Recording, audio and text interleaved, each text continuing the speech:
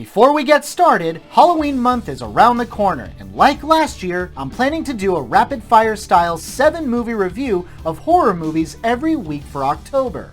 What are some horror flicks that you enjoy? They can be great, they can be crap, they can be mainstream, obscure, comedy, legit scary, older, newer, for adults, not porn, that's not what I mean, don't get no funny ideas, ya pervs. Whatever the case is, I want your suggestions. A personal shout out in my video unless you prefer to remain anonymous. However, I have one rule. No torture porn like Saw or Hostel. Nothing of that nature. Sorry, it's just not my cup of tea. Anywho, on with this review. Hey guys, welcome to Get Busy Watching. I'm your host, Honest Dan. Let's talk movies. Relax, be cool, cause if you don't, you'll act like a fool, so be cool. Mary Elizabeth Winstead. I feel like she's one of those sleeper hit actresses that's been in the business for some time but has only recently gained traction, which is kind of a shame because she's a very talented actress. Personally, I remember her as far back as Final Destination 3, which is one of the few Final Destination movies that I liked. I've seen more than a few of her movies over the years, but I've always felt like she's deserved better. No joke, Gemini Man kind of infuriated me because they had her stripped down to her bra in that very gratuitous way that serves no purpose other than to get the incels and desperate micro-penises hot and bothered. But no matter how lame the movie, she's always been a quality talent. And yes, I am one of the... I am the one and only documented person that actually likes Harley Quinn Birds of Prey, and Winstead is a very strong reason why. Personally, I would love a solo Huntress movie because of her. I said what I said, quote me, I'm not sorry. If you want to fight about it, hope you got good cardio because I will run away like a little bitch, and if there's anything that a Hispanic bitch like me is good at, is running away. So for me personally, seeing Winstead in her own solo action movie is actually kind of a big deal. Hey, it's a Netflix movie, I'm not going to pretend I'm in for a good time. But I will settle for something that's entertaining and showcases just how badass and fun she is. I don't need a female John Wick, I'll settle for a gunpowder milkshake. Give it to me straight. This is my honest opinion of Kate.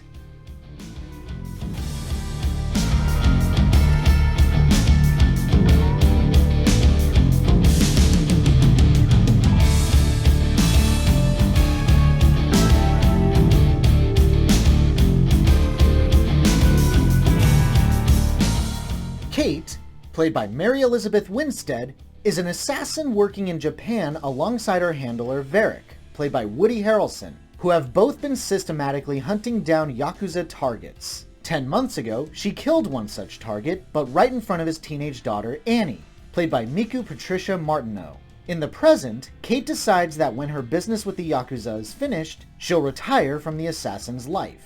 However, after a night of personal indulgence, she fails to kill her next target after unknowingly getting poisoned. When she discovers this, she carries around drugs that will keep her alive long enough to track down her would-be killer, the head of the Yakuza clan that she's been killing, and the only way to get to him is through his niece, Annie.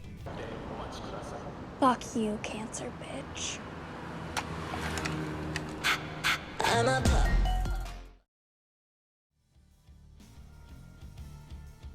It's not bad. I had a lot of fun. It ain't perfect, and it's certainly derivative in its core concepts. But I got exactly what I wanted, and surprisingly more. Let's start easy. Winstead cracks skulls like a pro, and Kate is one of my favorite action ladies this year, right alongside Kate Beckinsale's Lindy from Jolt. I will always be a sucker for this type of protagonist, seeing them get progressively more bloodied and broken as the story progresses. It's a cheap but effective way of showing how in desperate need these characters are for a nap or a band-aid, but they take those hits and keep going. Never gets old for me, and Kate is no exception. Classic moments of being thrown through the walls, firing through cover to kill a baddie, and all the while she's dying. Every person who gets their ass kicked by her should feel utterly embarrassed.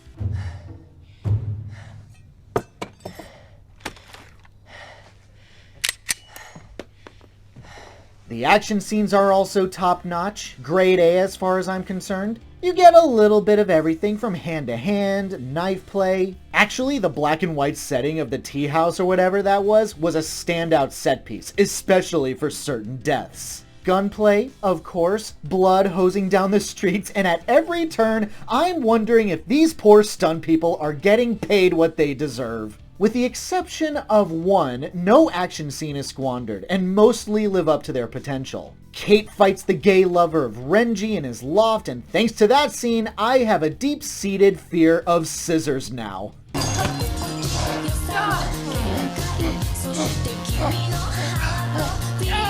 Ow, ow, ow, ow, ow, stop it! Stop it! God damn it! And of course, the climax is awesome. Long and short, in this action movie, the action is brutal, satisfying, overall stellar, and probably one of the best of the year. It's so... Yeah, it's gross, I know. No. I think it's awesome.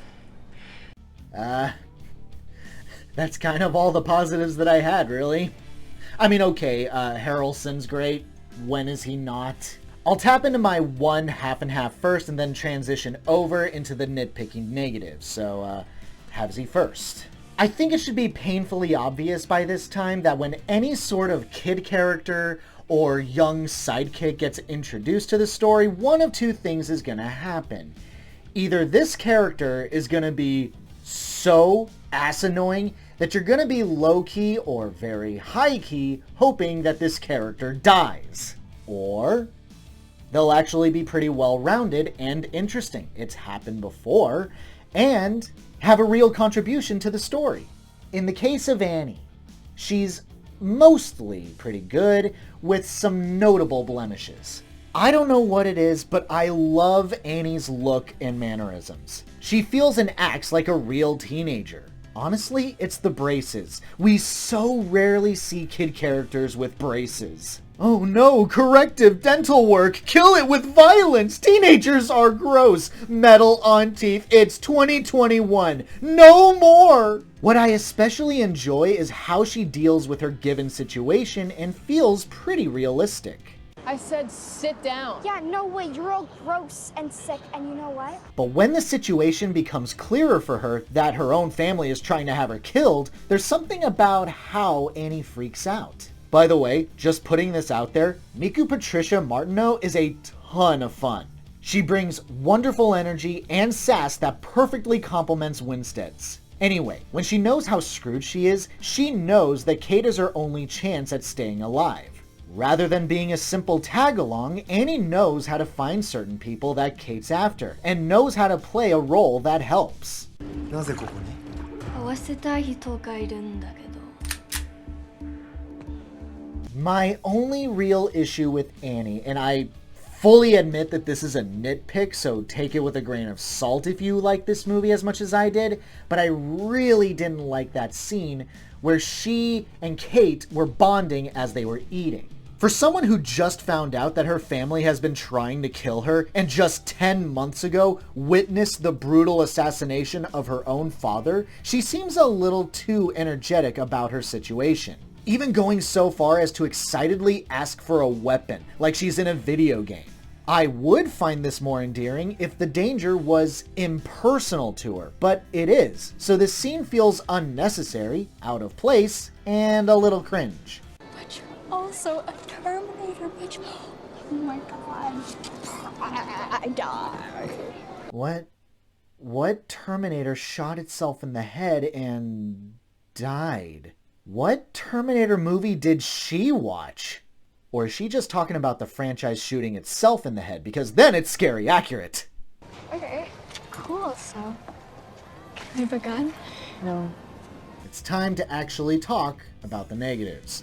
Now, I have to emphasize once again that everything I'm about to say is a nitpick, so take them how you will. The entertainment value alone was enough to outweigh anything I'm about to say from here on out. There's a lot of backstory that's introduced, and you would think that'd be pretty important and we get some development on that.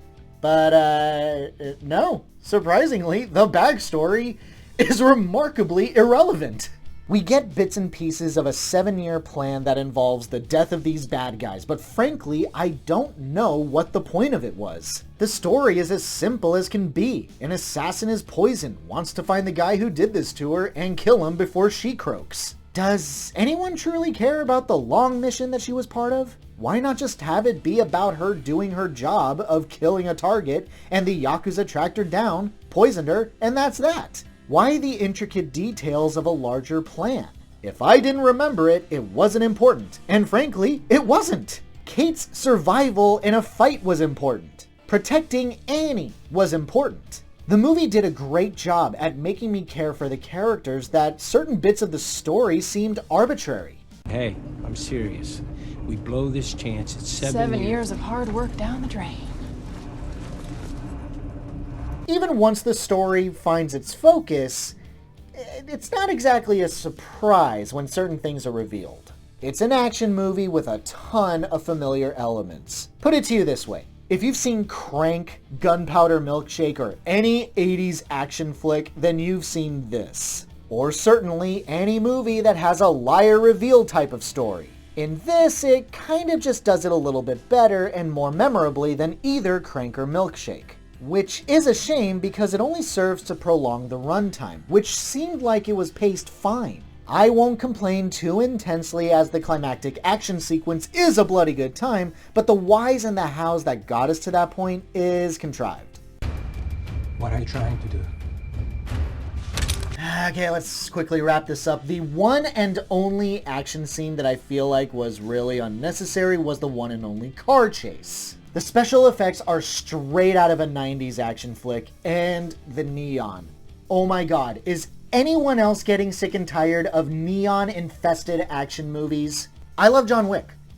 I'll accept it for the last time when the next one comes out, but oh my god, filmmakers, neon hurts my eyes. Stop. Fuck's sake. I'm probably one of the very few that legitimately adores this flick. And I won't pretend that I'm shocked that this gets negative reviews. It's not exactly original. It borrows from so many other action movies that are probably both more popular and better. And this will inevitably get compared to, but not in a favorable way. I personally think that's a shame, because Winstead and Martineau are so good together. I think the action is the best of the year, or at least among the best. And I didn't exactly go in expecting anything more than pure entertainment, which is exactly what I got, and more, because there are some legit emotional moments that got me. It's not exactly breaking down any barriers or bursting through any ceilings, but for what it was, I had a fun time. My honest rating for Kate, a strong 4 out of 5. You don't tell me, I kill you. I think you're lying. I'll kill you. Did you poison me? Thanks so much for watching, you guys. I really appreciate it. Have a great day. Stay safe and healthy out there. Hope to see you soon. One final caveat as you guys move on with your day. I've decided to test my luck at a Patreon, so please consider supporting the channel. No obligations, of course. No content is gated off, but any and all support would mean a lot. Links in the description. Have a great one, folks.